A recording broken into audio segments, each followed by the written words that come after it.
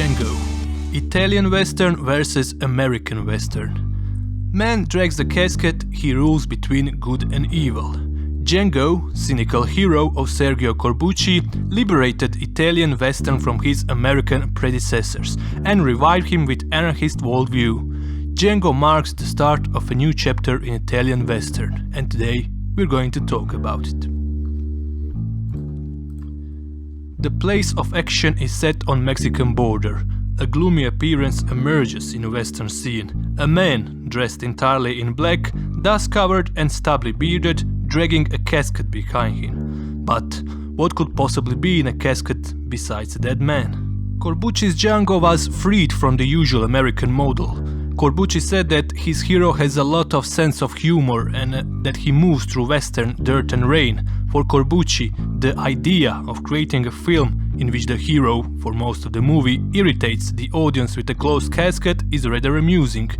If you have ever wondered why the protagonist is called Django, it was really a tribute to the French gypsy guitarist named Django Reinhardt. In the movie, Django is a sinister guy, which is another difference from old American Western heroes. What is particularly interesting in Django is his lack of idealism, coupled with cynicism and brutality, which differs him from all other Western main protagonists, which are essentially good guys. Django is embodied by Franco Nero, who portrays his character perfectly. Cold, he doesn't smile, with his own secret. Thus, Django ends the traditional ethics of the classic Western and begins anarchistic aesthetic of Italian Western.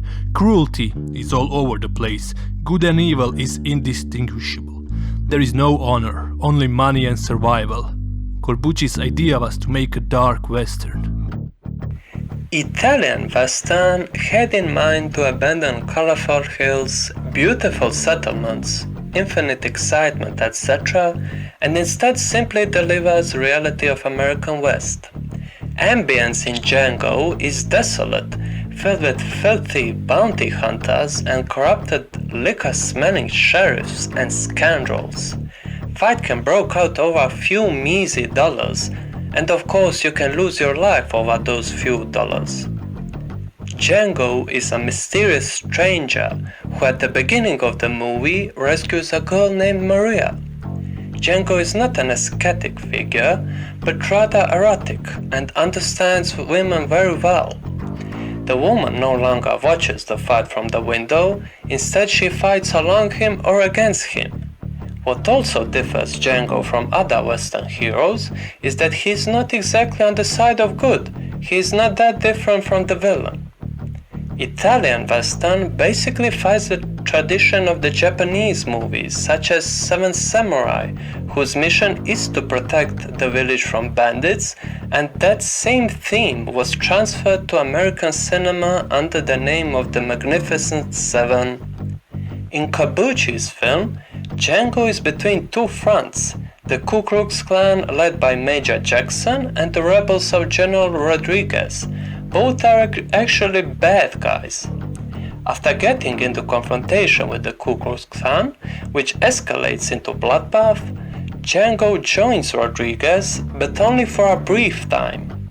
Django is a man with his own agenda and mission, and he doesn't care about either side and their goals. Thus, when he betrays Rodriguez by stealing his gold, Lonely Samurai gets Maria killed and his hands broken as punishment. Corbucci says that Italian Western is much more closer to real Wild West than its American friend in selection of costumes, ways of speaking. Essentially, Italian Western is much more plausible, scenery looks like some wasteland, figures are no longer beautiful, faces are no longer brightly lit. World existential no man's land. Ending scene of the movie gives us final showdown between Django and Jackson, who arrives at the graveyard with few men to finish off Django, who is unable to shoot due to the wounds on his hands. Django, with broken fingers, using solely his wit to attach his gun and cross in order to shoot effectively, manages to kill Jackson and his man, avenging his wife. Hero's mission comes to an end while the theme music plays as he leaves the graveyard. In this sense, Django is definitely a must-see culture figure.